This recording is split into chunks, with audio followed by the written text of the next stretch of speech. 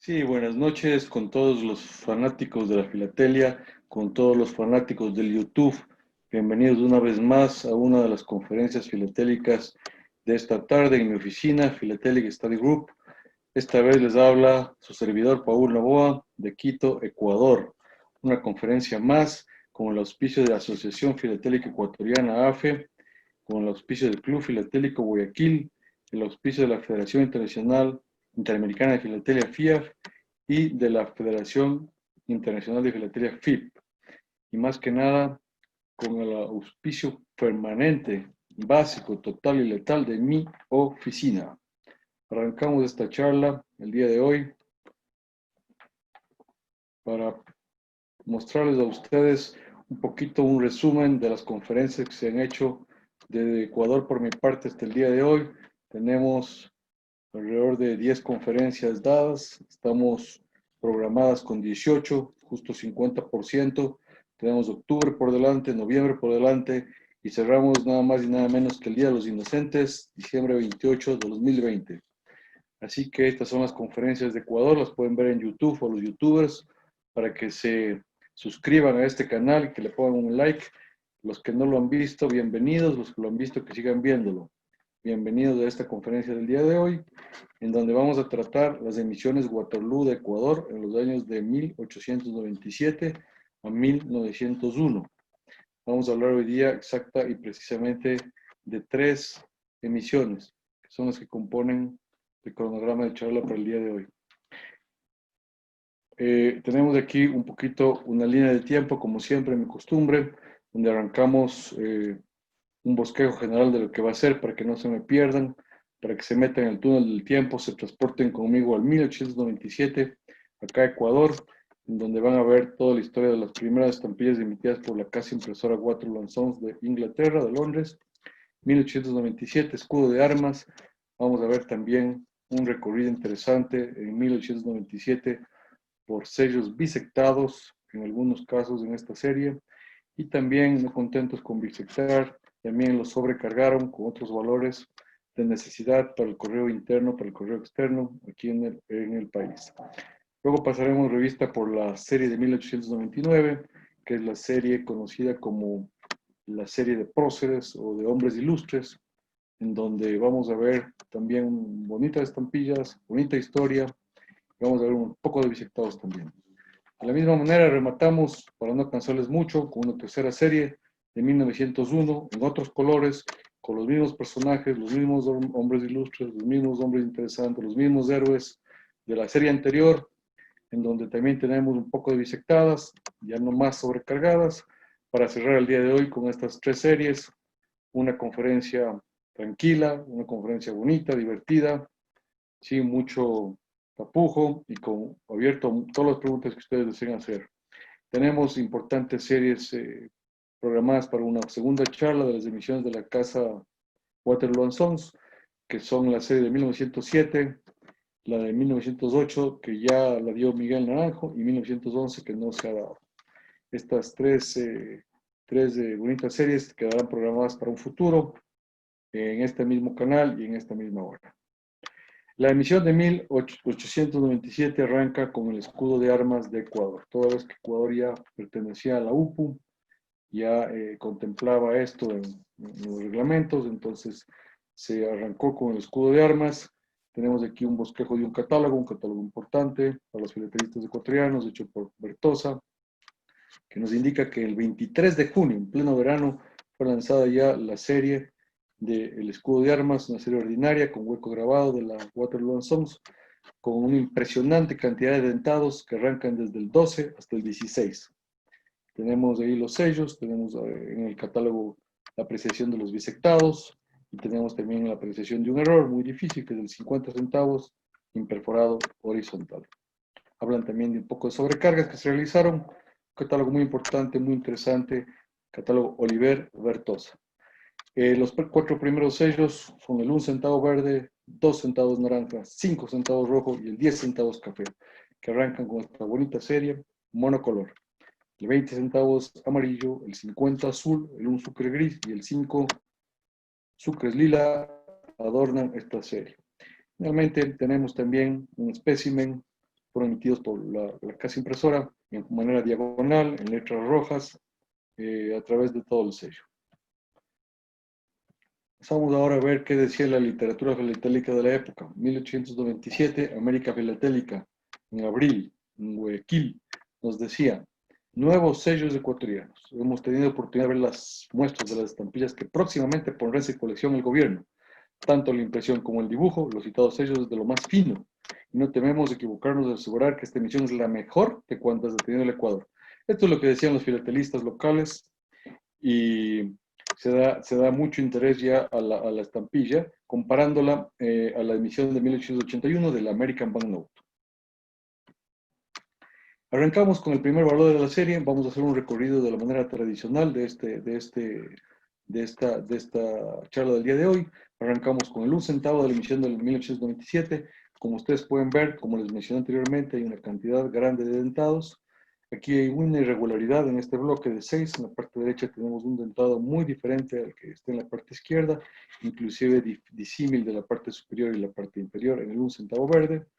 Tenemos también una prueba imperforada, muy raro esta estampilla.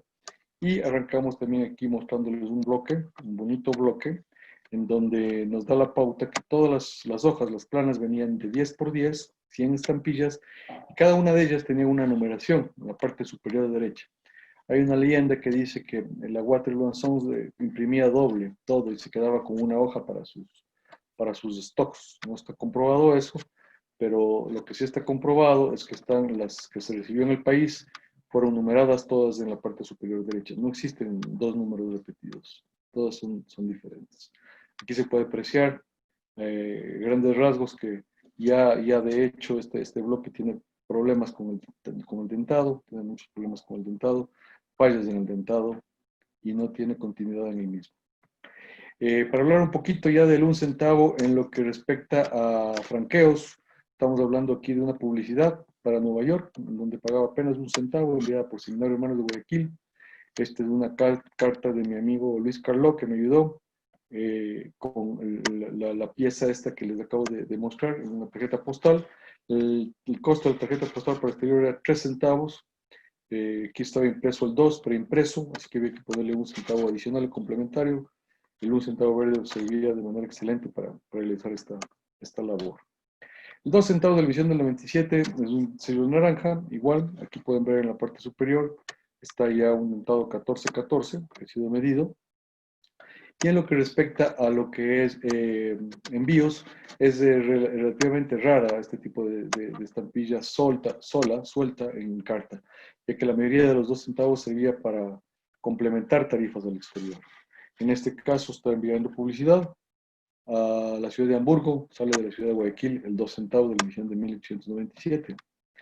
Tenemos aquí, como les mencioné, otro tipo de franqueos con el 2 centavos, en donde actúan como complementario, justamente con el 1 centavo, para acompañar a un postal stationery de 5 centavos, certificada, esta vez a Barcelona, España, en donde completa la tarifa estos dos sellos. Pasamos al 5 centavos, vemos que tienen en la parte superior izquierda una perforación 14,5, 15, nítida la perforación a la izquierda y movida al lado derecho, desplazada al lado derecho. Un bloque 496 y ha sido asignado la plana esta. El 5 centavos la emisión se usó más que nada para la tarifa interna. La simple tarifa interna era de 5 centavos para todas las cartas que pesaban menos de 15 gramos. Entonces esta era una tarifa muy popular, se encuentran muchos sellos usados, pero más no sobres. Aquí vemos un sobre para el señor don Antonio José Quevedo de Puerto Viejo. No se ve desde dónde sale, es ilegible. Un bonito sobre, sencillo, en donde buscando al señor Antonio José Quevedo nos hemos encontrado que era uno de los editores de la revista Democracia Española, que estaba por aquellos años de moda acá en nuestro país.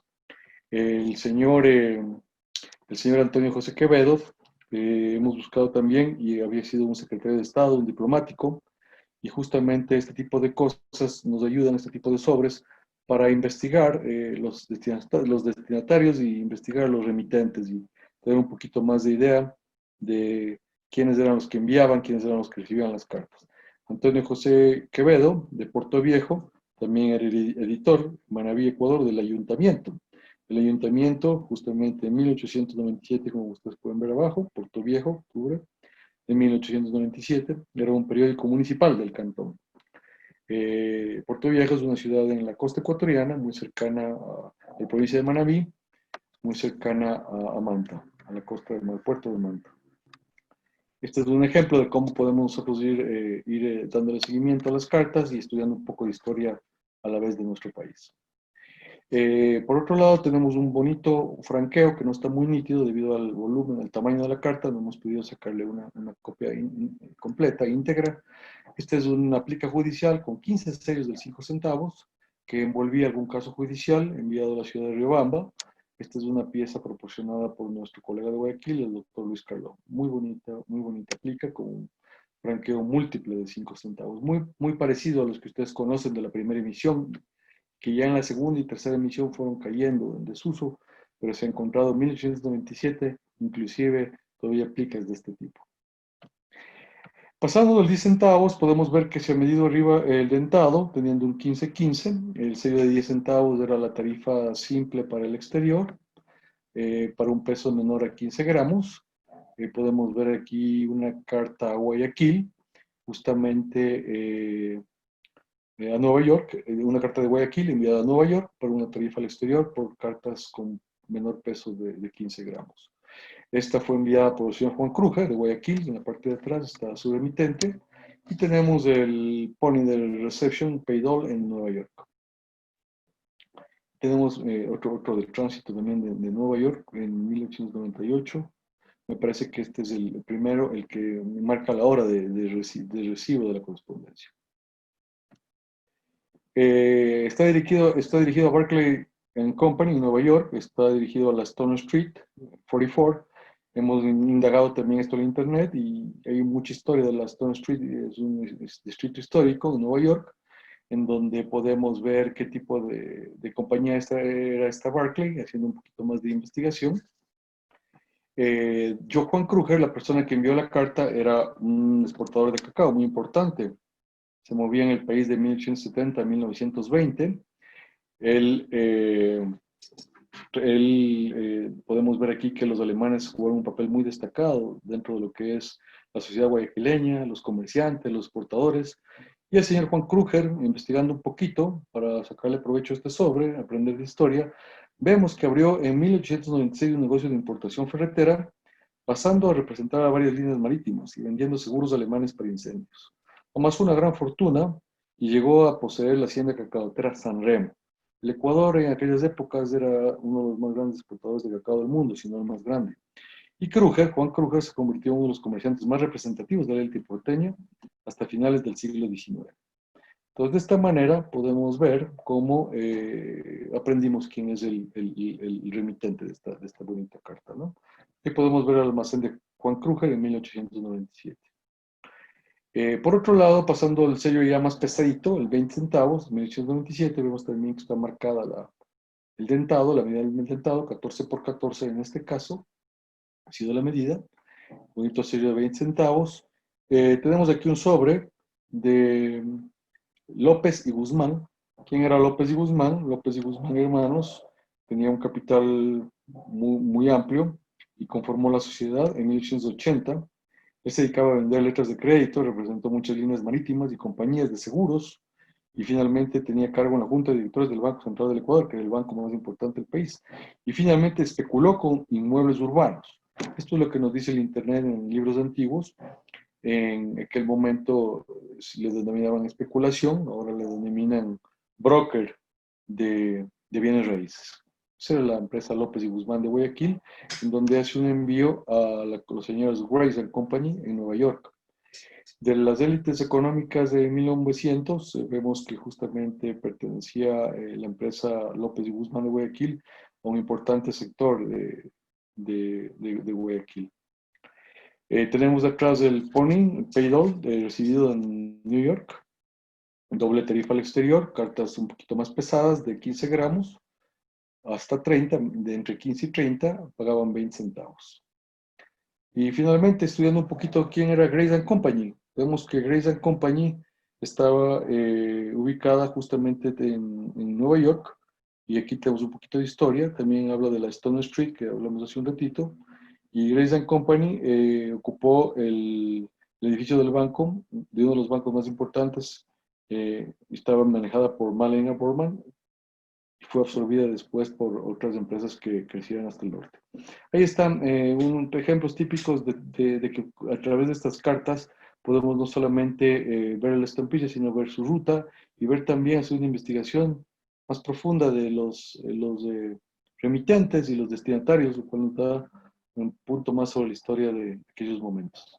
50 centavos ya es bastante más complejo encontrarlo en franqueos, tiene una perforación 16-16.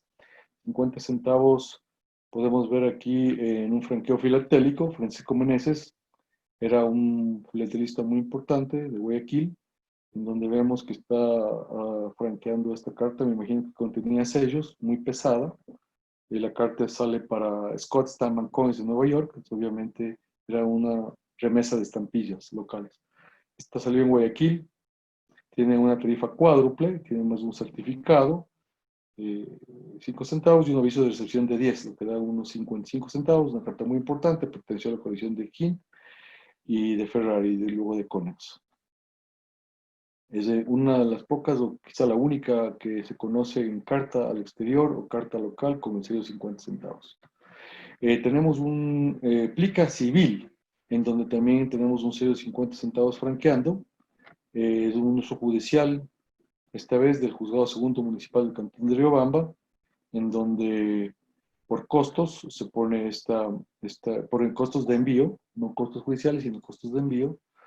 Al siguiente juzgado en otra ciudad se usa una estampilla azul de 50 centavos que ustedes pueden ver ahí a la derecha. El famoso error que está catalogado, 50 centavos con error de perforación intermedio, se trata de una línea horizontal que no fue perforada, dejando la pareja vertical imperforada, ¿no? Esta es justamente una en la parte inferior. Se conocen muy menos de 5 o 4 parejas de este error. Avanzando con la serie de escudo de armas, el luz sucre gris, tenemos una perforación de 14,5, numerada a la hoja 72. Esta también es muy difícil de encontrar en algún franqueo. Encontramos aquí un franqueo judicial, acompañado con otros dos sellos de 50 y de 20, prácticamente el único conocido de un sucre en franqueo de oficio, de un juez de letras a otro juzgado. Un sobre un tanto, diríamos, interesante, porque al ser de oficio quizás no debía contener estampillas, pero analizándolo parece que sí está atado el sello de 50 centavos a la derecha, parece que es un sobre legal. El sello de 5 sucres, finalmente, el último de la serie, con un dentado de 15-15, marcado 121 en la parte superior derecha. Un sello muy bonito que se encuentra muchísimo usado, muy poco nuevo. Muchísimo pues, nuevo, muy poco usado, y no se conocen franqueos del mismo. En 1897 hubieron problemas de falta de sellos de bajos valores. Hubo falta de sellos del 1 centavo, se visitó el 2 centavos, y hubo falta de sellos de 5 centavos y se visitó para eso el 10 centavos. Esto se dio en determinadas poblaciones, en determinados momentos, en donde hubo mucha escasez. Aquí tenemos un ejemplo, 1898, con la escasez del sello de 1 centavo en la ciudad de Ibarra. Generalmente esto viene acompañado del problema que hubo con el presidente Cordero por la falla del buque Esmeralda, en donde fue el derrocado por los fuerzas liberales y estuvo la costa de la sierra muy separada, no había provisiones de sellos, había bloqueos, y se visitó el sello de 2 centavos, como ustedes pueden ver a la derecha, y se usó inclusive sellos fiscales para acompañar el bisectado, formando un conjunto de 5 centavos, que era la tarifa local interna, para enviarlo a Quito, ¿no? Eh, Esto es para un sobre menor a 15 gramos de peso, matasillado en Ibarra. Tenemos otro matasillado acá, enviado por Carlos Díaz, esta vez de Esmeraldas, agente comisionista, a la ciudad de Guayaquil. Eran otros caminos, no estaban tan cercados como en la sierra por el área de Guaranda. Aquí vemos que se trataba de completar la tarifa de 5 centavos, bisectándose 2 centavos. Sobres bastante raros, se conocen menos de media docena de sobres de estas bisectadas de Waterloo. El 10 centavos también fue bisectado por falta de sellos de 5, como ustedes vieron. Aquí se procedió a visitar el sello café para envíos a Guayaquil, de Babahoyo, también en envíos en la costa, donde no había problemas de revoluciones y ni de guerra civil, entonces los caminos estaban abiertos, pero no contenían sellos de las tarjetas postales de 5 centavos, se tenía que visitar el 10 centavos. El sobre de duelo, muy raro. Finalmente tenemos un sobre al exterior, a París, a Francia, con el AR y recomendado, registrado, en donde la tarifa es una tarifa bastante alta, una carta bastante pesada, se notan los dobleces, marcada con el número 7, una tarifa cuádruple, más el registrado, más el aviso de recepción, enviado a París. Este se da por la escasez de los 5 centavos en Guayaquil y la orden de la presidencia de destruir valores postales y telegráficos debido al cambio de bien. Eh, Básicamente es una estampilla bastante rara en sobre. Quizás también llevaba estampillas, quizás también era hecha por algún filatelista. Tenemos otro bisectado acá en un fragmento de periódico. Los periódicos y los samples y los impresos pedían un centavo para coste. Aquí tenemos justamente perdón, 5 centavos para coste interno del país. Aquí tenemos justamente visitado el 10 centavos, pagando 5 centavos en el tema del periódico interno. Finalmente, luego de que se produjeron tantas bisectadas, el gobierno decidió sobrecargar finalmente valores para no estar visitando tanto. Entonces sobrecargó el 2 centavos, se le hizo un centavo con un pequeño, el 2 centavos rojo naranja se le hizo un centavo y el 10 centavos café se le puso en manera diagonal la palabra 5 centavos. Eso fue en mayo de 1899, casi ya al final de lo que es el siglo fue lo que se hizo esto. El sello de un centavo es bastante raro, un sobre sumamente raro, por lo que aquí se muestra un poco fragmentos, se muestran dos fragmentos, un fragmento superior y uno de 4 abajo, y tenemos también errores en donde fue resellado de manera horizontal, que son bastante raros estos errores. El único franqueo que yo conozco, que yo he visto, es este de la pieza del doctor Carló, en donde el centavo complementa esta vez los 2 centavos de tarjeta postal para formar un todo de 3 centavos, que era el costo de tarjeta postal al exterior para Alemania. Un franqueo muy interesante, muy, muy raro. Otras estampillas bastante raras también son las estampillas con el 5 centavos de manera horizontal, porque generalmente fue sobrecargado de manera diagonal esta estampilla, el 10 centavos. El 5 centavos de la parte derecha del bloque de 4 perteneció a la colección de Conex, a la colección de Ferrari también, una estampilla muy, muy rara. Y básicamente esta estampilla en sobre es de lo más difícil también. Eh, para una tarifa simple al interior de 5 centavos necesitamos un sello de estos, y para una tarifa simple al exterior necesitamos 2 sellos de estos. Vemos aquí un sobre de Quito a Guayaquil, en donde está el matasello de 5 centavos. El único sobre que yo he visto en 38 años de coleccionismo es este del Dr. Carlo, y este es el único sobre con 2 sellos para Nueva York, con 2 sellos sobrecargados 5 centavos, impresionante. Estos 2 sobres son sumamente raros. Se usaron muy poco tiempo. Finalmente terminamos el escudo de armas, pasamos ahora a la emisión de 1899. Ya se trató de regularizar un poquito más los faltantes, llegó la nueva emisión en junio. Como de costumbre, el dentado del 12 al 16, estos son los hombres ilustres, son son 2, 4, 6, 8 estampillas. Justamente tenemos aquí los sellos, junio de 1899, en donde ya tenemos el 1 centavo en gris, el 2 centavos en lila, el 5 verde, 10 violeta, 20 verde, 50 rosado, un sucre café y el 5 sucres Moncayo lila, muy famosa estampilla. Una serie muy bonita, en donde también tenemos el tema de punch hole, que son los especímenes ya marcados por la Waterloo and Sons, para enviarlos como unas pruebas de color, unas pruebas al gobierno ecuatoriano, prueba desmonetizada, prueba sin valor. El 1 centavo carga una prueba de color aquí, un trial color, en donde venían hojitas de 9, diferentes a las originales que se imprimían en bloques de 100. Estos eran 9 con una leyenda de Waterloo and Sons, el espécimen, ¿no? En otro color al de la emisión. El emitido es un gris, el espécimen es un color muy bonito cobrizo. ¿Quién era este señor Vargas? El señor Vargas Torres era nada más que un esmeraldeño que nació en Ecuador.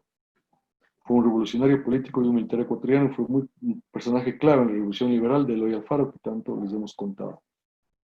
Luis Vargas Torres era la persona el hombre ilustre que se personificó en esta estampilla de 1 centavo. El 1 centavo en franqueo no es tan difícil encontrarlo, regularmente se lo encuentra en tarjetas postales, como esta que ustedes ven, a Parma, Italia. El 2 centavos se hizo un sample, un color trial en verde, en 2 centavos, no fue aceptado, finalmente se emitió en lila, del señor Abdón Calderón. Abdón Calderón fue un héroe de la guerra de independencia del Ecuador, nació en Cuenca, personifica el 2 centavos de esta emisión. El 2 centavos tiene también envíos al exterior de publicidad. Aquí vemos un sobre a Praga, Bohemia, con el 2 centavos. Es de lo más difícil encontrar estampillas solas, sueltas, del 2 centavos. Se encuentran en múltiples, complementando franqueos mayores, pero solos son difíciles. 5 centavos se hizo una prueba de color en morado, finalmente fue la que se aprobó, ese fue el color que se aprobó. ¿Quién está aquí? Aquí está Juan Montalvo, que es Juan María Montalvo Fiallos, un ensayista y un novelista ecuatoriano, un escritor muy importante de Ambato. El 5 centavos es muy fácil de encontrar en sobre. Aquí vemos certificando un sobre de Nueva York, 10 centavos, y con las debidas marcas de restricción en la parte trasera. El 10 centavos ya tenemos en lila, fue muy similar el trial color, la prueba de color que se hizo. ¿Quién es esta persona? Mejía Lequerica, es José María Lequerica, un catedrático político muy conocido acá en nuestro país. También se encuentra bastante en sobre, muy interesante aquí que en la parte superior izquierda vemos After 5 Days Return to James McDonald a Guayaquil. Entonces desde ese momento ya se ponía avisos de retorno, si es que no se localizaba a los destinatarios. El 20 centavos de esta emisión, de la primera emisión de Hombres Ilustres, es de Eugenio Espejo. Eugenio Espejo tuvo unas pruebas, bonitas hojas engomadas y de 9 estampillas perforadas en café oscuro. Finalmente no fue aceptado ese color, se aceptó el color verde, que es en el que se imprimió la estampilla, bicolor. Y Eugenio Espejo fue un muy importante investigador, científico, médico, tenía casi 10 profesiones, político, pero lo más importante fue un prócer de la independencia del Ecuador, Eugenio Zacatecas de Espejo, muy conocido por nosotros. El 50 centavos está engalanado por Carbo Novoa.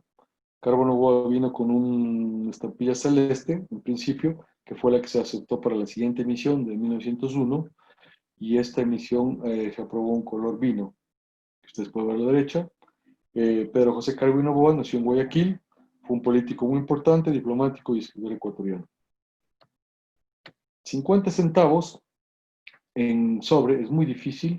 Aquí vemos un sobre de Guayaquil a Buenos Aires con un triple porte. El porte externo, como les dijimos, era 10 centavos. Triple porte marca 30 centavos, más 10 de registrada, son 40. Y 10 de la AR, aviso de recepción, total 50 centavos. Un bonito sobre de Luis Carló para Buenos Aires, justamente marcado con el crayón 3. Único sobre conocido con el 50 centavos. El Un Sucre de la emisión de 1899, del penúltimo sello de esta emisión de Hombres Ilustres, nos enviaron una prueba al país en color rojo que no fue aceptada, se aceptó el color café para el Un Sucre. Con el personaje que está aquí, tenemos a Olmedo, vicepresidente del Estado del Ecuador, en los años del 30 al 31, muy conocido en el país. Pedro Moncayo nos da el último sello. No se conoce ningún tipo de franqueo del sello anterior de un Sucre Café, ni en plicas judiciales, ni en cartas internas, ni en cartas externas tampoco. Este 5 sucres de Moncayo, que Lila, que estamos viendo ahora acá, Moncayo fue un abogado político, publicista ecuatoriano famoso. Tuvimos la prueba en color rojo, finalmente se hizo el sello final en lila. No se conoce ningún sobre, ningún franqueo de estos 5 sucres. Es posible que fue usado para las libranzas que finalmente terminaron destruyéndose. Esta emisión tuvo bisectadas también, hubieron 3 sellos que se bisectaron, el 5 centavos para usarlo como 2 centavos, el 10 para usarlo como 5 y el 20 para usarlo como 10. Estas bisectadas ocurrieron en determinados pueblos pequeños del Ecuador por inundaciones en este caso, en Quipijapa. Esto hemos sacado del libro de Herbert Monk, estas noticias, y por la pérdida de valores, de existencias de sellos de otros valores, entonces por eso se bisectó el 10 centavos. En Jipijapa, para enviarse a Guayaquil. Tarifa interna 5 centavos. Aquí tenemos otra escasez de sellos, en cambio en Babahoyo, también en una región costera, como Jipijapa, para envío a Quito. Visitaron el sello de 10 centavos al correo ordinario.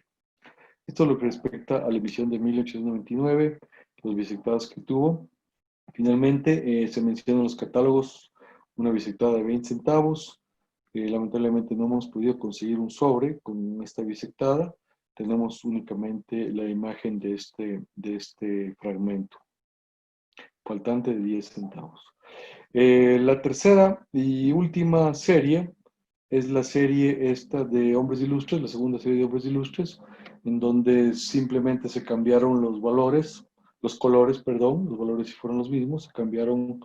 El 1 centavo fue rojo, esta vez el 2 verde, el 5 lila, el 10 azul, 20 gris, 50 celeste, un sucre café, y el famoso Moncayo negro, que le llamamos acá en Ecuador, que es la de 5 sucres.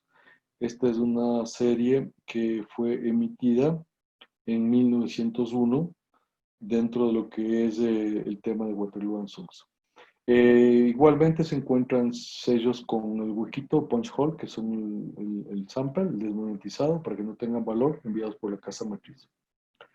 Y finalmente, en lo que respecta a analizar las pruebas de color, no lo hacemos porque las pruebas de color que se emitieron del 1 centavo son diferentes tanto de esta como de la anterior serie, así que es una sola prueba de color para ambas series.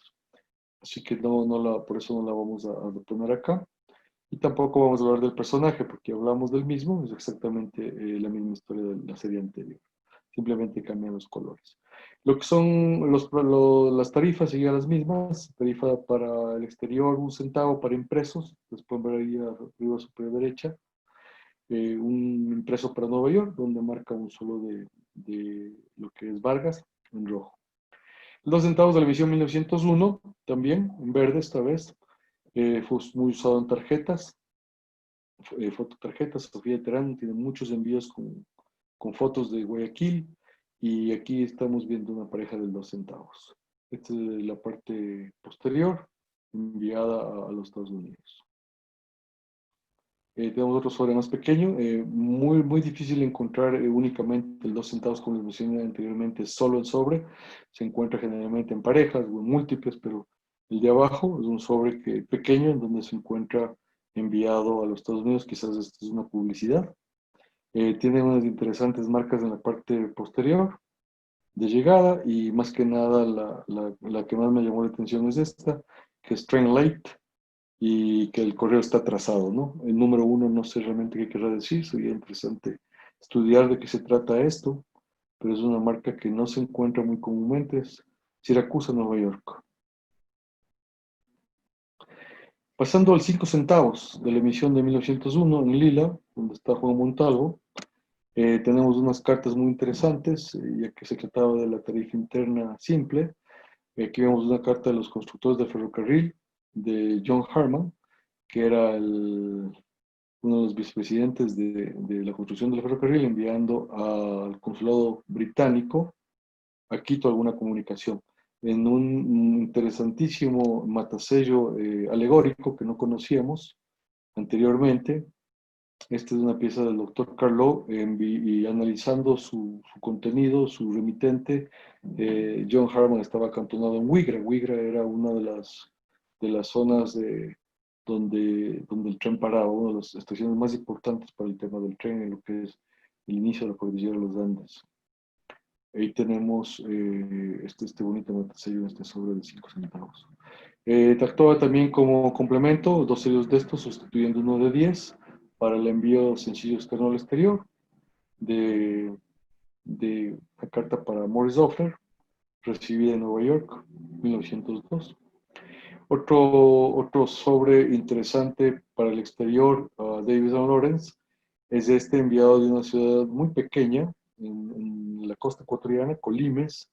Correos del Ecuador Colimes es prácticamente uno de los poquísimos matasellos conocidos de esta ciudad en el siglo XIX. Se conoce la segunda emisión y se conoce este sobre, pero aparte de eso, sumando 6, 7, 8 series, no se consigue más de 2 o 3 sobres de la ciudad de Colimes, muy pequeña ciudad costera del Ecuador. Un sobre en Nueva York, increíble.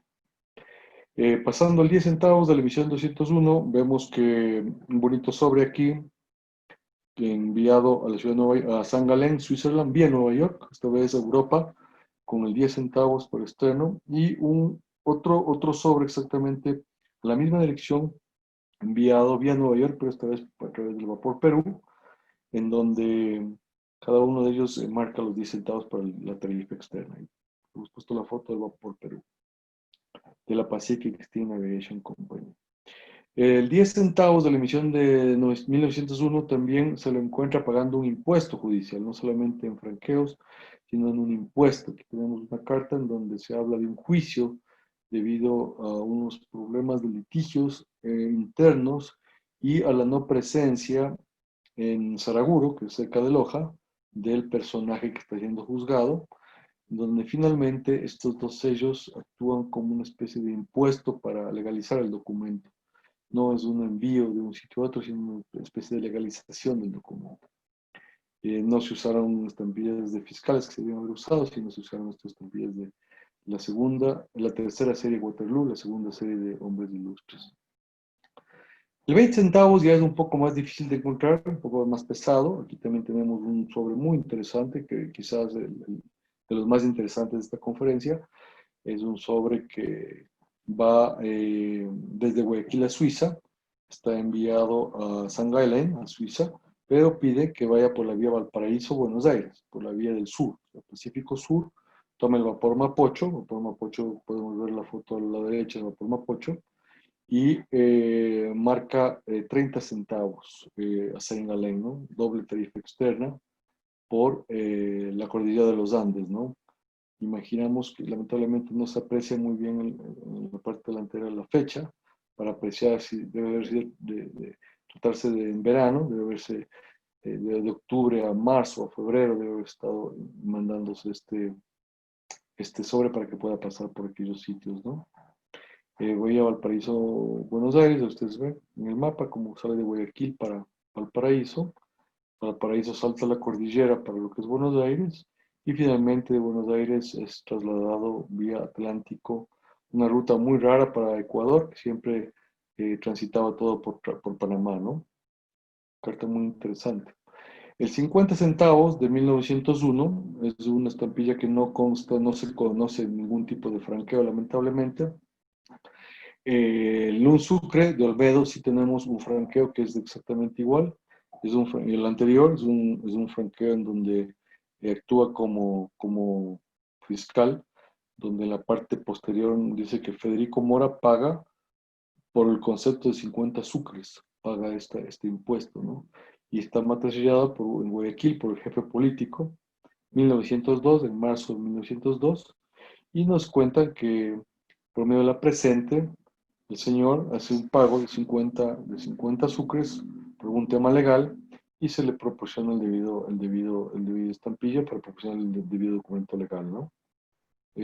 No se conocen sobres al exterior ni internamente con el un sucre café de la segunda emisión de Hombres Ilustres, sino nada más que este documento y un pequeño fragmento en un documento similar. Lo que es el 5 sucres El 5 sucre sí es mucho más difícil de encontrar. 5 sucre moncayo negro no se ha visto en ningún momento en una, en una, en un franqueo de algún tipo. Tuvimos dos problemas con sellos dos faltantes de sellos, faltaron sellos de 2 centavos, faltaron sellos de 5 centavos, por lo que se procedió a visitar el 5 y el 10 para usarlos como 5 y como 2 respectivamente. El 5 es sumamente raro, aquí tenemos una visitación del mismo, pero esto es muy posterior a su emisión, 20 años posterior, así que realmente esto no se considera un sello legalmente utilizado, se puede considerar que es una viveza, algo filatelista que se franqueó, se autoenvió, porque no es de la época, ¿no? En lo que respecta al 10 centavos, cumpliendo el papel de 5 centavos, tenemos este sobre de esmeraldas, de manglar alto, enviado a la ciudad de Guayaquil. Es totalmente legal, un matasello conocido, muy bonito, muy difícil, este legórico de manglar alto, enviado a la ciudad de Guayaquil con este bicicletado de estampilla, muy rara en sobre. Eh, Finalmente, quisiera decirles, para terminar, que luego de estas 3 series, que recopilando investigaciones, existe una persona que se llama Ray Kitch, que ha estudiado muchísimo esta serie y en donde él tiene un bonito estudio que nos dice que hay marcas secretas en lo que es la plana y lo que es casi todos los valores, a excepción del 1 y el 5 sucres, que no registran marcas guías y las otras sí registran. De esa manera, él considera que haciendo una investigación profunda se puede llegar a saber cada una de las posiciones dentro de la plana de todos los valores, a excepción del 1 sucre y el 5 sucres. Esto llama muchísimo la atención porque hasta ahora no se conoce un estudio de lo que son las posiciones de cada uno de los sellos de los hombres ilustres de tanto primera emisión como segunda emisión. Este estudio de las posiciones está preparando la próxima charla el doctor Carlo, asimismo con un bonito estudio relacionado con lo que es los dentados y por qué los problemas con las máquinas de Waterloo Stones en lo que respecta a los dentados, en donde en una misma estampilla se pueden encontrar 4 diferentes dentados. Esta es una charla que nos ha prometido el doctor Carlo preparar por una siguiente oportunidad. Finalmente, mis agradecimientos una vez más para Henry Márquez de Perú, que está al frente de la oficina todos los días, igualmente Alfonso Molina, Costa Rica, al material filatélico proporcionado por el doctor Carlo de Guayaquil y Miguel Naranjo de Ambato. Y agradecimiento a todos los colegas de mi oficina de los distintos países de Latinoamérica que se acompañan todas las noches. Muchas gracias por escucharme en una charla rápida de 40 minutos y a las órdenes cualquier tipo de pregunta. Muchas gracias. Muchas gracias, Paul. Muy bonita, Paul. Muy buena, Paul, muy rápido, bien hecho. Muy bien, muy bien. Muy bueno, muy claro. Felicitaciones. Gracias. ¿Preguntas para Paul? Gracias, Paul. Muchas gracias. Yo tengo una pregunta para empezar. El resellado ese diagonal que luego se encuentra en horizontal, ¿cómo fue que se hizo eso? Porque el horizontal parece que el resello está puesto a mano, ¿no? No está alineado, no está nada. ¿Es filatélico? ¿Se cambió la plancha? ¿Cómo sucedió eso? Bueno, el resello realmente fue hecho en el Ecuador, ¿no? Es un resello local, no es un resello hecho por la Waterloo Sons. Obviamente es un resello por faltantes. El resello diagonal tiene sus diferentes espacios, parece que sí fue hecho a mano, pero es un resello que es muy común en suelto, en estampillas sueltas, es muy común, pero es muy difícil en sobre. No tengo idea, quizás estuvo muy activo en esa época el comerciante filatélico Agustín Albán de moda en el Ecuador, lavando sobres de esa época, porque realmente no se encuentran sobres, se encuentra solamente suelto. El tema del horizontal es interesante porque hay un catálogo que se llama el catálogo de Banco Central, que es un álbum también a la vez, en donde lo realizó el Banco Central con algunos expertos de la Asociación Filatélica Ecuatoriana, y en donde es un álbum didáctico con los sellos de tipos. Y en este sello tipo, junto al sello diagonal de 5 centavos que tú mencionas, incluyeron el sello horizontal. Para mí por error, porque no debería haberse considerado, es realmente un error. Y si le consideraban, debían considerar el 1 centavo también, poner ambos. O sea, los 4 sellos, 2 diagonales y 2 horizontales, pero consideraron el horizontal. Entonces es uno de los sellos más difíciles porque obviamente es un error. Es un sello muy falsificado también. La falsificación es muy fácil de detectar porque se diferencia muchísimo de la otra. La otra es una tinta antigua, es una tinta un sobrecargo muy delgado, muy fino, muy fácil de detectar. Pero realmente cómo se fue, dónde se sobrecargó, qué imprenta lo hizo, no tengo conocimiento y no existe información sobre eso. Gracias, Paul. Luis Fernando, estás en mute.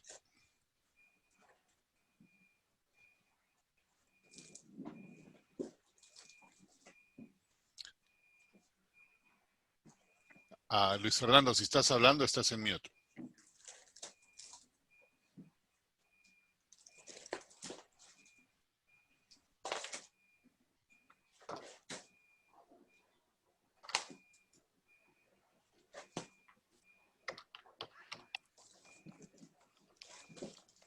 No sé si nos escuchan. ¿Me escuchan? Ahora sí. Ahora sí. Pero mostré algo en la pantalla o no se pudo. Sí se vio. Lo tuve que cortar porque pensé que no entraba. Lo compartes de nuevo, por favor. Ah. Ya no va a subir. Perdón. Ahí viene. Ahí viene. Ya. Es solo para que Paul pueda comparar con el que él mostró, porque me parece que son iguales en lo de Train Late, pero el duplex, en este caso es otra ciudad distinta de la que Paul mostró. Y eso puede ayudar a ir aclarando de que posiblemente había en Estados Unidos distintos trenes que también se atrasaban con cierta frecuencia y había distintas ciudades donde se hacía el...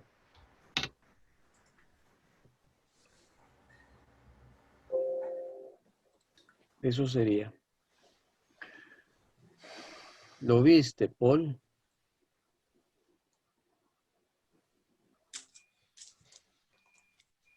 Ahora Paul está en mute.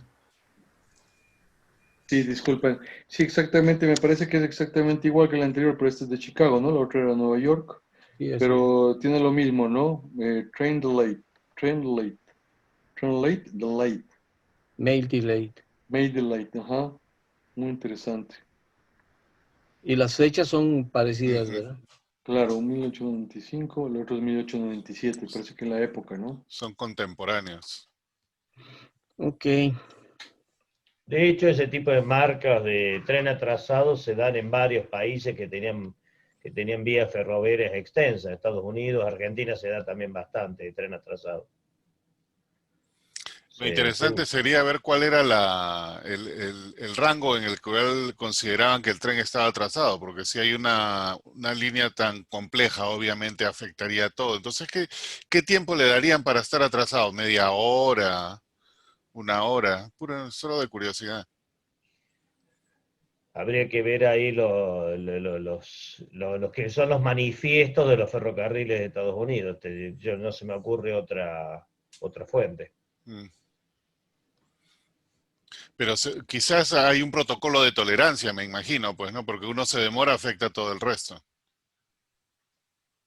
Sí, Debe no, ser para los tramos largos. Claro. Claro.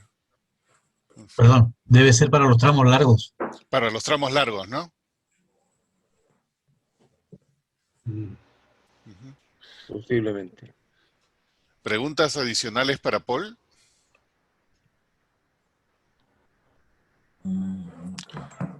Mientras vemos otro. Yo tengo otra pregunta de la segunda serie y de la tercera, la que son de los dos colores.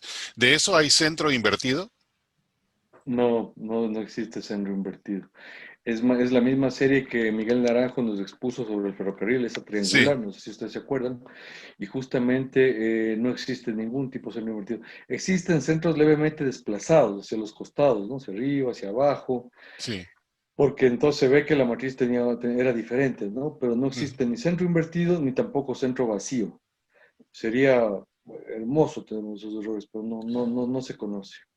Y eso parece ser bastante común en todas estas emisiones de Waterloo, ¿no? No importa el país, no importa el periodo, parece que su control de calidad era bastante bueno.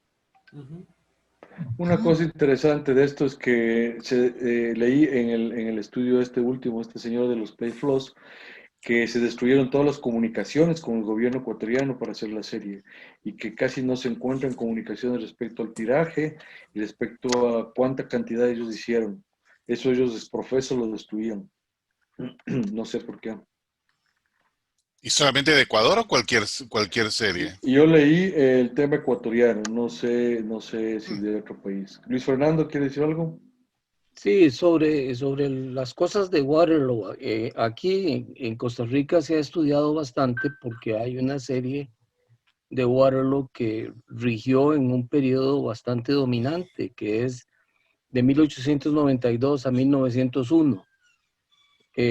Por eso es que esa que veíamos ahora coincide en fecha o anda en fecha parecida a la que Paul mostró de Train Late Mail Delayed. Así mismo muchas cosas que Paul mostró hoy y algunas que hay en esa serie de Costa Rica se parecen. En el caso de Ecuador, yo tal vez no entendí muy bien, pero son varias series las que hizo Waterloo. En cambio, en Costa Rica, en ese periodo concreto fue solamente una, después hubo otras. Para todas las que Waterloo hizo acá, hay dos cosas coincidentes. Una primera muy interesante, muy importante, porque tiene que ver con alguna observación que se ha hecho antes sobre las perforaciones de los sellos en estos países. Y es que Waterloo tenía dos cosas que Paul mostró bien. Una que es el número de máquinas y otra que después fue el ajuste de los peines. Lo que produce una multitud de perforaciones que me da la sensación de que en el caso de Ecuador es un poco más pequeña que en el caso de Costa Rica. En el caso de Costa Rica el número de perforaciones es bastante mayor. Eventualmente eso podríamos verlo, compararlo o tal vez en algún grupo de estudio. La otra cosa que se muestra en común son los plieguitos de 9.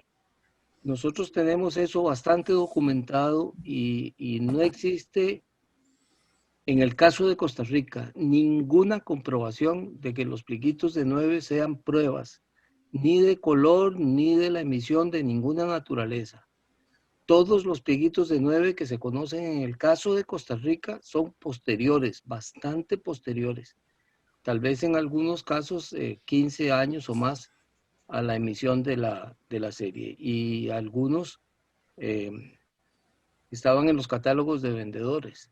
En mi serie, en mi estudio de la serie de 1892, yo tengo solo un par de variedades, tal vez tres, una en el 1, otra en el 1, en el 2 y otra en el 10 colones, de los plieguitos de 9, y me deshice de todos los otros plieguitos de 9. No se venden baratos, pero no se consideraban parte del proceso de la emisión. Eso en el caso de Costa Rica. O sea, los hicieron como una especie de especulación para los filatelistas, posteriormente. No necesariamente especulación, más bien muestras para vendedores. Pero eso en el caso de Costa Rica, yo no digo que son idénticos a los que Paul mostró. No tienen ninguna diferencia. Incluso el juego de colores es muy parecido al juego de colores que Paul mostró, pero puede ser distinto el caso de Ecuador, no tiene por qué ser el mismo. Esas eran las dos observaciones, lo de las perforaciones y lo de los plieguitos de 9. Y una pregunta adicional, ¿en esos plieguitos de 9 los colores corresponden a la estampilla emitida o no? No. En ningún caso, ok. Veo ahí una mano en alto. Yerko, vamos con Yerko y de ahí vamos con Walter. Yerko. Buenas noches, Paul. Interesante tu presentación. Te estaba siguiendo con algunas estampillas que tengo de Ecuador. La pregunta que yo te iba a hacer un poco la respondió Luis Fernando y también tú le hiciste una respuesta, es con respecto al tema de las falsificaciones. Porque una de las cosas que yo veo en las estampillas que yo tengo es la diferencia justamente de perforaciones. hay diferencias notables entre la misma serie. Entonces sí fue muy recurrente el nivel de falsificación en estos sellos, o en este tipo de series. No, en Ecuador esta estampilla no se falsificó, no existen falsificaciones. Las falsificaciones que yo mencioné fueron falsificaciones de los sobrecargos locales, que por A o B en algún pueblo pequeño se tuvo que hacer para cumplir los faltantes. Esos sobrecargos existen falsos, pero estampilla como tal no existen falsas en Ecuador. Todas las que son de diferentes dentados se consideran originales. Era una falla en la máquina local de ellos, de la Waterproof. Muchas gracias, Paul. Te agradezco la respuesta porque los sellos en realidad tienen muy bonito color. ¿Ah? A las órdenes. Walter. Sí, Paul, muy linda la charla, Paul, muy interesante. Quería ratificar lo que dijeron antes. En Uruguay también en esa época se hicieron algunas estampillas, algunas emisiones con Waterloo. También eran de muy buena calidad, también tenían varios dentados, 14, 14 y medio, 15, 15 y medio. O sea que es todo muy, muy parecido. También la calidad, como decía ayer, con los colores, todos son muy lindos. Y la única diferencia es que Uruguay sí tuvo un solo valor que tenía el centro invertido, que le llamamos en la jerga filatélica la diosa invertida, porque era la diosa Minerva que estaba ahí. Y lo interesante que se hizo, parece una sola plancha, se hizo con 100 estampillas, y se usaron todas, o sea, no existen nuevas, están todas usadas. O sea que no fue algo hecho a propósito, como en otras emisiones que a veces hacían el centro invertido a propósito, sino que fue en un solo valor, y todas las que se conocen son usadas, y bueno, y en el estudio que está haciendo Miguel después va a hablar sobre eso, pero en realidad con Waterloo, no, en general, no sé, en otros países, no sé si hay otros con centro invertido, eso... Creo que las llegamos a exhibir aquí, Walter, creo que las llegamos a exhibir aquí en errores de singular, en la conferencia de errores singulares, ¿no?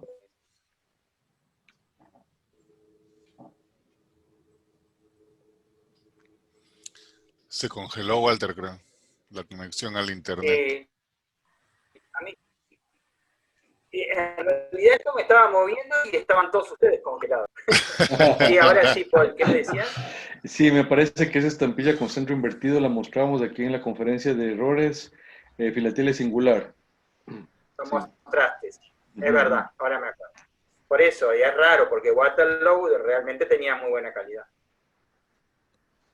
Bueno, pero hemos aprendido algo nuevo de Luis Fernando, porque de acuerdo a lo que yo sabía, yo pensé que eran pruebas de color, pero si tú me dices que eso salieron 15 años después, acá debe haber sido igual, ¿no? Sería bueno saber el por qué, investigar el por qué se emitieron posteriormente, porque tienen la marca espécimen, ¿no? De Waterloo. Como decía Luis Fernando, de repente era parte del material de venta de los agentes, ¿no? Porque el American tiene lo mismo, pero en el caso del American eran hojitas que tenían impresas estampillas de diferentes países y el papel es bien delgado. Y lo que mucha gente hace hoy en día es las cortaba, bueno, no hoy en día, pero por mucho tiempo las cortaban, pero el color que utilizaba el American era distinto, o sea, bien fácil de identificar las que vienen de esas de los agentes de venta del muestrario. No muestrario, pero sí samples de venta. Y Fernando, estás con la mano en alto. Sí, porque Paul acaba de mencionar algo que me obliga a hacer una corrección en lo que yo dije. Las que tienen la leyenda Specimen o Specimen Waterloo o Specimen Waterloo con hueco, aunque son de color distinto, no venían en pleguitos de 9. Las que venían en pleguitos de 9 son las de otros colores muy distintos y no tienen sobreimpresión. ¿Algo quiere decir Heinz? Sí, permiso. Adelante. Quiero complementar esto que está entretenido. Efectivamente, Waterloo hacía estos plieguitos de 9. Y yo en la muestra que había hecho, había mostrado varios timbres de impuesto general, y todos los valores tienen estos pequeños pleguitos de 9 en color distinto al efectivamente después emitido. pero no me queda claro si están hechos antes o después, muy probablemente después, en eso creo que coincido con Luis Fernando. Y los usaban efectivamente en estas tarjetones de propaganda del trabajo que hacía la Waterloo para poder vender su trabajo a otros países. No sé si recuerdan Sí. esa tarjeta. Ahí hay timbres de distintos países, todos hechos por ellos, en colores distintos a los emitidos. Todos, sin excepción. Muy bien. Una cosa interesante también de ese material es que parece que las casas impresoras inglesas eran muy rigurosas en las reimpresiones, no tratar de usar el mismo color, ¿no? Porque ya también desde el tiempo de la Pacific, la Perkin Bacon, cuando le pidieron la reimpresión, se negó a imprimirlas la reimpresión en los colores de las que ya habían sido usadas. Waterloo hace lo mismo. Me pregunto si de la Rúa hará lo mismo. Eso sería una cosa interesante de ver, ¿no? ¿Alguna otra pregunta por ahí? Ah, Cristian. Hola, Paul. Gracias. Hola. Muy bonita tu presentación. Dos cosas. Uno, lo que acaba de comentar Heinz es efectivo, y además hay otra cosa que te quiero agregar, le voy a servir a Luis Fernando.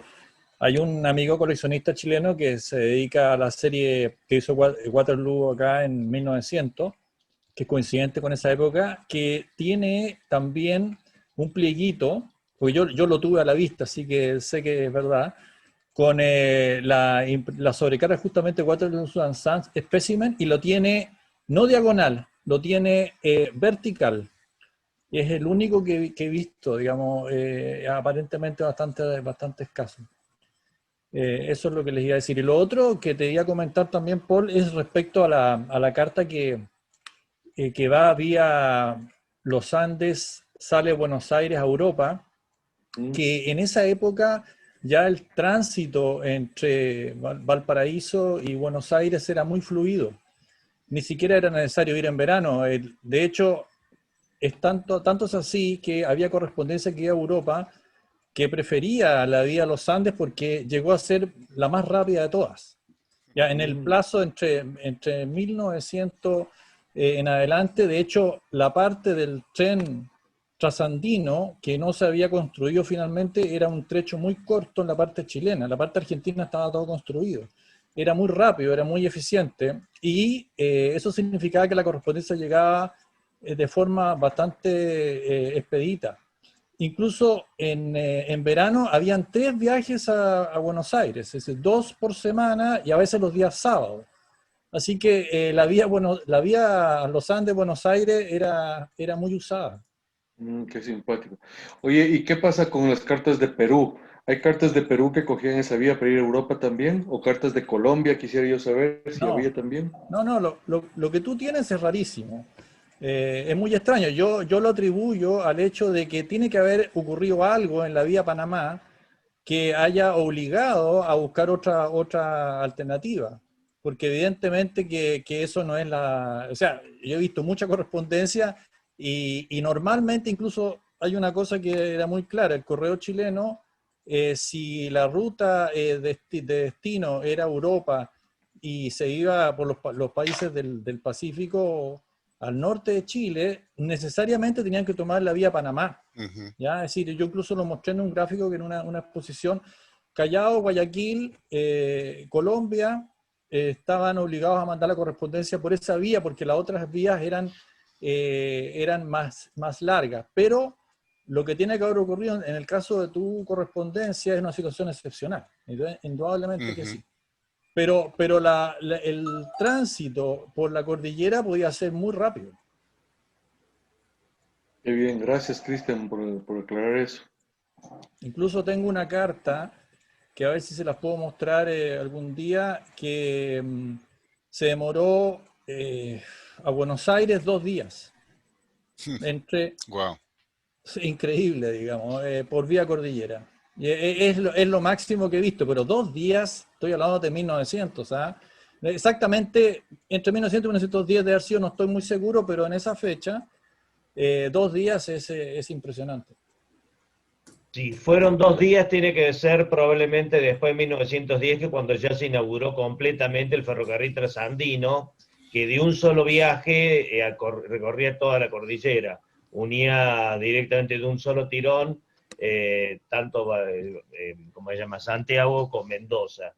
Antes de eso había un tramo que iba desde Uspallata hasta los Andes, que tenía que hacerse a lomo de mula, porque recién en 1910 se termina de construir completamente el ferrocarril trasandino. Sí, pero, Lo que vos decís, en 2 días indudablemente fue después de eso, porque el recorrido a lomo de mula agregaba un día más al trayecto. pero Martín, te cuento algo. El tramo hasta Uspallata sí, ok, en el lado argentino perfecto, pero el lado chileno no era hasta los Andes. Eso está todo construido con tren hasta 1900. El tramo de mula era cortísimo, era lo que es casi Portillo, que es muy cerca de la frontera. En realidad, sí, es correcto lo que tú dices, probable que sea de 1912, el 15, pero antes del 15 de todas maneras, con seguridad. El tramo era corto, el Así problema era que demoraba un día entero ese tramo de mula, eso demoraba el tiempo, me refiero respecto al tiempo, no a la distancia. sí, pero no un día. Eso es lo que te quiero decir. De todas maneras, los tramos se hicieron muy eficientes desde 1890 más o menos. La vía Cordillera de los Andes fue una gran opción. Ahí vi que Roberto Gutiérrez estaba con la mano en alto. Vamos con él y ahí Sí, vamos con así es. Mauricio. Paul, felicitaciones por tu presentación. Yo quería preguntarte algo. Tú manifestaste que el porte para una carta a Argentina más o menos estaba en 10 centavos, ¿no? Es lo que entendí. ¿Al peso mínimo? Me parece, déjame busco la carta que me dices para mostrarles. Es una carta bien pesada, me imagino a la que te refieres, con 50 centavos. El envío al exterior para cartas menores de 15 gramos era 10 centavos. Para cartas de 15 a 30 gramos era 20 centavos. No sabemos cuánto pesaba esa carta, deja ver si es que podemos ver alguna marca. Me Parece que llamó la tenía atención, Paul, la pregunta mía es porque aquí tengo yo una carta dirigida a Argentina con una estampilla de 20 centavos de espejo. Si tú la puedes ver, sí, es una un carta, segundito. claro, un poco grande, pero el porte no me cuadraba de 20 centavos con respecto a los 10 que manifestaste.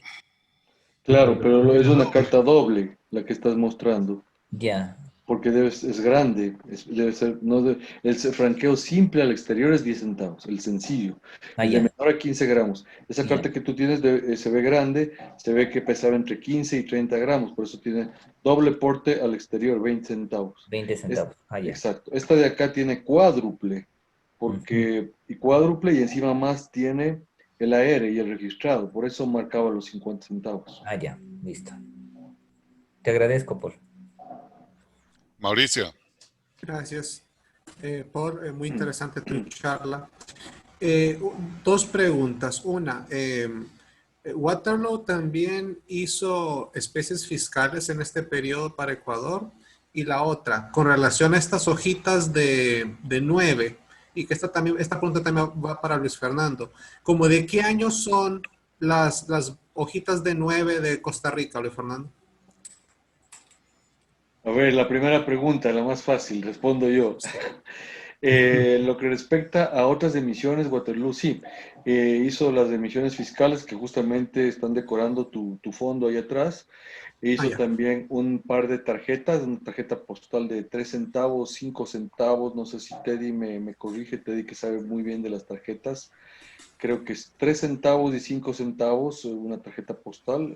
2 y 3 centavos, Paul. 2 y 3 centavos. Eran una amarilla y una los celeste, wrappers creo, para ¿no? pajilla.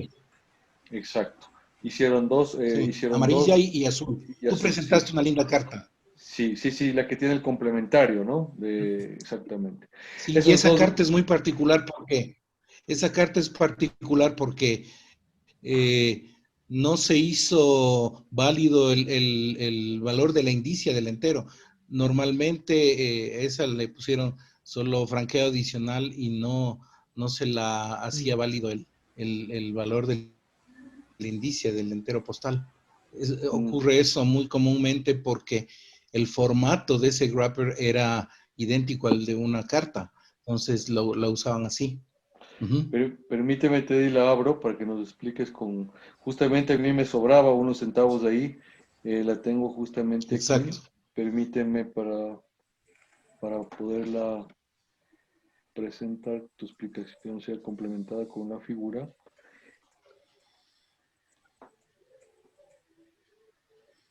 Sí, es esta, ¿no? ¿Verdad? Correcto, es esa. Sí, es esa, sí. O sea, ese wrapper era solo doméstico, no era sancionado para la UPO.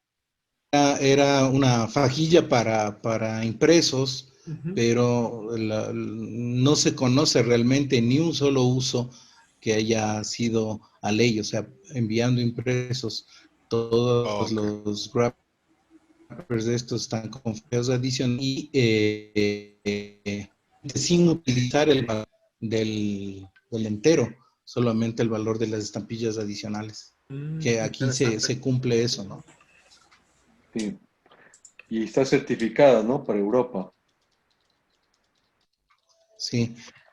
Y es de Waterloo, ese wrapper es de Waterloo también, Claro. es linda esa pieza. Entonces, eso responde a la pregunta, Mauricio. Hay dos tarjetas postales. Hay también la serie fiscal que tú tienes de tus espaldas y también hay telégrafos. Hay una serie muy bonita de telégrafos que son... Teddy, me imagino que tú tienes preparada la charla de telégrafos, ¿no? En el Tesoro Oriental de Ecuador, donde vas a mencionar También tenemos telegráficos de Waterloo. Exacto. Muchas gracias. Estas de lo que hemos presentado hoy día son solamente las 3 primeras series ordinarias, nada más. Gracias. Y la siguiente pregunta para Luis Fernando sobre las... Sí, era de las, o podía ser por los dos, porque lo pregunto por lo siguiente, suponiendo que fueran, como dice Luis Fernando, que pueden ser muestras, pueden ser, no sé el caso de Ecuador, ¿tienen pegamento? Te lo pregunto porque para un agente yo creo que tienen pegamento. Sí, bueno, entonces, y te preguntaba si tienen. Te preguntaba de la fecha. Las de Ecuador, sí. Las de Ecuador, sí. Te preguntaba la fecha porque si fueran, digamos, después del 25 que las hicieron, me viene a la mente un escándalo que tuvo Waterloo con unos billetes de banco, que hubo alguien que les encargó billetes de Portugal y Waterloo los imprimió pensando que era el gobierno portugués y era alguien que se hizo pasar por representante. Entonces, si fue después de esa época, seguramente tomaron medidas de imprimir algo con una diferencia para no cometer el mismo error 2 veces. ¿Qué año fue eso, Pero por Mauricio? eso preguntaba, ¿En qué año fue? Fue en el 25, estaba viendo aquí que en el 25 hubo alguien que se hizo pasar por representante del gobierno portugués e hizo que Waterloo imprimiera dinero de la más alta denominación de Portugal, como que si fuera una orden del Banco Central portugués, y no era una orden del Banco Central. El problema es que no se pueden diferenciar los billetes porque son idénticos. Entonces... Pero eso es una buena historia, ¿no? Porque de todas maneras estábamos hablando de control de calidad, pero verificación de orden, ese es un fraude grande. Sí, sí. Billetes de 500 escudos portugueses, y parece que eso era bastante dinero, entonces... Pon el link si es lo que has encontrado ahí en el WhatsApp, eso historia está interesante. Sí, lo voy a poner en el... Este está en la computadora, pero lo busco ya lo pongo en el WhatsApp. Ok. En relación con la fecha, Henry. Sí. En relación con la fecha que pregunta Mauricio, en realidad yo no tengo la mejor información en este momento y sí tengo frente a mí el catálogo más completo que hay de Costa Rica, que es el MENA ante Science, que tiene alguna información sobre esto. Según este catálogo, todas las hojitas de 9, las impresas con las sobreimpresas Waterloo y las que no tienen sobreimpresión, todas son muestras de vendedor. Lo dice en relación con las 3 o 4 emisiones que Waterloo hizo para Costa Rica. Costa Rica es un país de pocas emisiones. Tiene, en el siglo XIX, tiene 3 hechas por 4 hechas por American Banknote, una por Waterloo. Y entre 1901 y 1910 tiene otras 4 emisiones, 2 de ellas por Waterloo, una por una especie de empresa relacionada familiarmente con Waterloo, Waterloo Leighton, pero no era directamente Waterloo, y otra, y vuelve a American Banknote para la de 1910. En todas las de Waterloo hay hojitas. Y en todas ellas el catálogo tiene esta nota que les acabo de comentar, y hay una nota más, pero yo no puedo comprobarla, no tengo la información ni material a mano. Habría que preguntarle a algún otro colega, no sé si Alfonso o Juan Reynoso, que anda por ahí. Con seguridad Juan sabe algo, o si no, preguntarle a Álvaro o a Yana, porque hay una emisión de hojitas del año 46. O sea, así tan tarde como año 46, 1946. Yo no las tengo en la mente. Solo estoy haciendo referencia a la información que dice el catálogo. Sin embargo, también aprovecho para hacer un comentario adicional a lo que le preguntaron a Paul sobre las emisiones de Waterloo, y que Walter presentó un caso tan interesante en Uruguay, que son los invertidos. Las que son contemporáneas con las que Paul presentó hoy son unicolor. Y entonces esa situación del centro invertido no era una posibilidad. De hecho, hay una variedad rara, de la cual yo tengo el único ejemplar conocido, que es un centro negro en una estampilla verde, pero no fue una doble corrida de plancha, sino un error. Alguna suciedad en la plancha. A partir de 1901, las 3 emisiones que hace Waterloo, que ya no son contemporáneas con las que Paul presentó, sí tienen centros invertidos, y posiblemente la serie de 1901 de Costa Rica, y deberíamos invitar a Álvaro Castro para que la presente, es una de las emisiones más interesantes de Costa Rica, que tiene las variedades más raras, más caras y más notorias. Algunas de ellas son centros invertidos, algunas de ellas son variedades de perforación súper raras, pero la más llamativa de todas, de la cual se conoce un solo ejemplar y se supone que originalmente eran 100, es el 2 centavos invertido de 1901, que es la estampilla más rara de Costa Rica. ¿Esa la tiene Yana ahora? No, no la tiene, esa ¿No? debe estar esa debe estar en China. No la tiene ni Álvaro ni Yana. No, tal vez Alfonso sabe con más exactitud dónde está. La casa de Wu. En la casa de Wu, ya lo dijo. Bueno, entonces en realidad comparado con Ecuador, Costa Rica es sencillo. Ecuador es muy complejo y Costa Rica es, eso lo vamos a ver más adelante en otras presentaciones, pero lo de 1901 ameritaría tener un invitado especial. Ahí hay centros invertidos, hay centros invertidos raros, hay centros invertidos caros, porque son series bicolor, son series en que el centro es o azul oscuro o negro. Y son series largas, son series con 10 valores todas ellas, 10 valores todas ellas. Bueno, hay un complemento de 3 valores en algún momento. Pero bueno, casi todo coincide con lo que Paul dijo, pero yo no tengo cómo confirmar fechas de la emisión de las hojitas de 9. Luis Fernando, si tú pudieras ayudarnos con extender la invitación, porque ya se ha invitado anteriormente, pero no se ha concretado nada. Tú que eres más cercano, quizás por ahí se pueda concretar algo. Okay.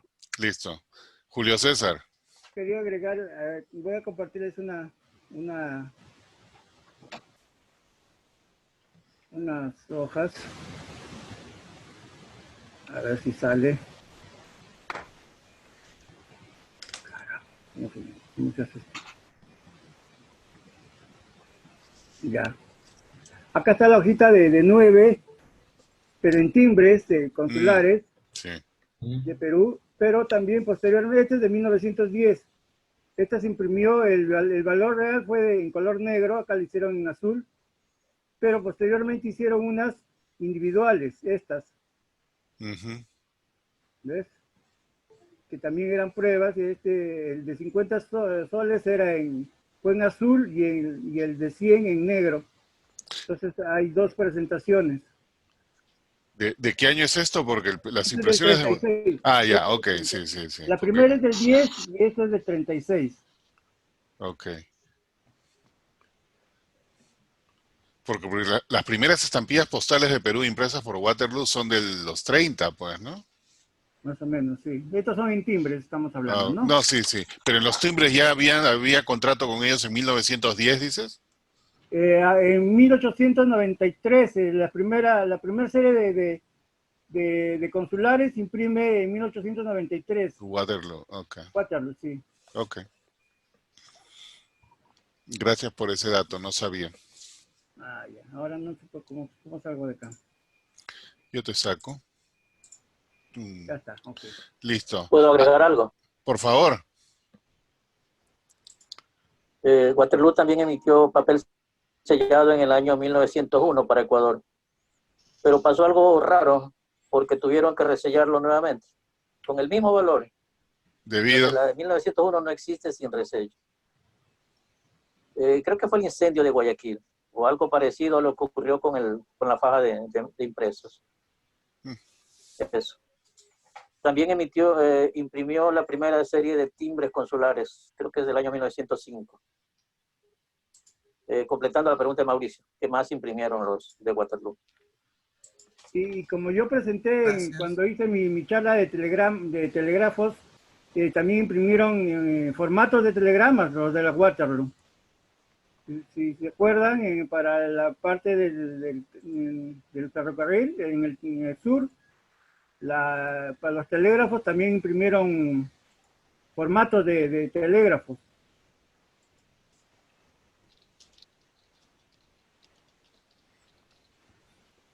Buen dato. ¿Algún comentario o pregunta adicional? Yo tengo... Dale, Luis Fernando. Juan Reynoso me recuerda y que cometí un error y le atribuí a American Banknote una de las emisiones del siglo XIX que fueron hechas por Waterloo.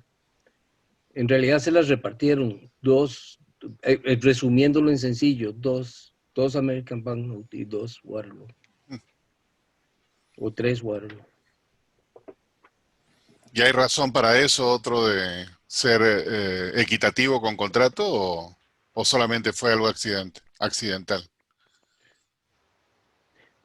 En el caso de Costa Rica, yo creo que eso tiene que ver con quiénes eran los ministros plenipotenciarios que Costa Rica tenía. Uno en Norteamérica y otro en Europa, que seguramente deben haber sido los dos hombres más poderosos de Costa Rica a finales del siglo XIX. Okay. Creo que uno era Molina, en esto Juan tiene que corregirme, uno era Molina y el otro era... El bueno y el malo. No, este era el influyente. Ese era el influyente, ese era el Molina grande, el Molina viejo. Lo que es Ecuador, definitivamente American Banknote imprimió mucho más que Waterloo, ¿no? Sí, y yo me imagino también que tendría ventaja, pues, ¿no? De descuentos y todo por volumen, si es que solamente se quedaban con uno, en lugar de andar con dos. Podrían también, me imagino, jugar a la competencia, pero en volumen, sobre todo a los niveles que se imprimían, quizás hubiese sido más conveniente un solo impresor. Por eso mi curiosidad, ¿no? Competían, Henry, competían harto. No, yo sé que competían harto, inclusive cuando voy a hablar de la... Exacto, precio y calidad. Yo le mandé a Luis Fernando hace un tiempo una cotización. ¿La recibiste, Luis? ¿Te acuerdas? Sí, parecido a lo de Costa Rica. Tuve acceso a un presupuesto justamente en estos años, en 1900, justo cuando hay una serie que hizo el American Bank, que la serie Napoleones, y las negociaciones fueron en 1902, 1903, y en ese momento Waterloo había hecho la serie en 1900 Los Cabezones y trató de seguir con el Correo de Chile, pero finalmente lo que tú señalas, es muy cierto. Es decir, el presupuesto final se lo dieron al American Bank porque hubo una diferencia como de un 20%. En un momento determinado estaban emparejados y los que cumplían un rol fundamental acá eran los agentes. Efectivamente, los agentes eran tipos absolutamente llenos de contacto. Hace poco tiempo atrás descubrí que el representante de American Bank en Chile fue nada menos que el hijo del primer director de correos que tuvo Chile. ¿Ya? Y el de ambos, tanto el de American Bank como el de Waterloo, eran políticos destacados y fueron parlamentarios. O sea, estamos hablando de gente muy vinculada al poder. Sus hijos estaban casados entre sí.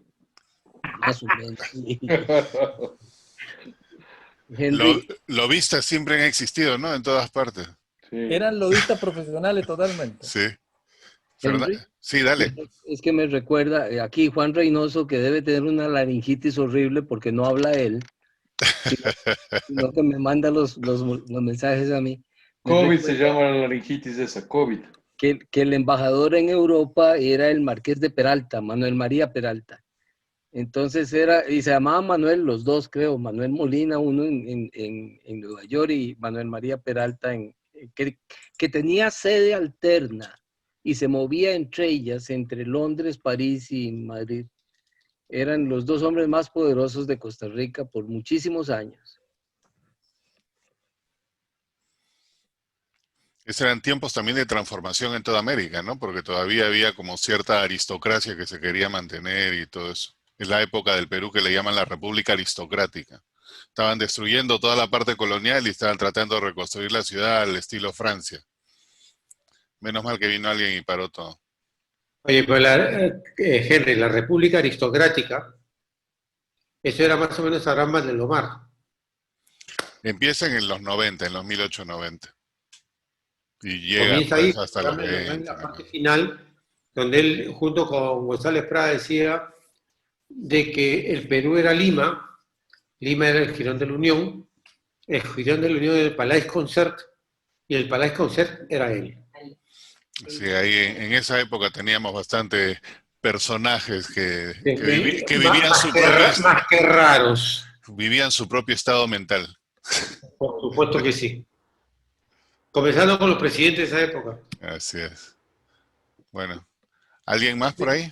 Yo finalmente, con Sí, relación Mauricio. a esta marca de Train Late, Mail Delay, estaba buscando y encontré, bueno, no especifica cuánto es el retraso en el tren, pero encontré un manual del correo americano en donde dice que este es uno de los suministros que tienen que tener por si el tren llega tarde, pero no especifican qué tan tarde es tarde. Así que no hay a lo mejor como ya esas tablas del timetable de los trenes ya estaba publicado, si el tren no llegaba a la hora, seguramente le aplicaban eso. Lo que también pude ver es que estas marcas no son muy comunes y todas las piezas que la tienen no son nada económicas. Así que es una pieza muy interesante esta que nos mostró Paul. ¿Cuánto es no económico? $200 para arriba. Ah, no, yo quiero más. Cualquier cosa. Las compramos en 200 y te las vendemos en 500. Compré por la barata y me vamos guardando caras.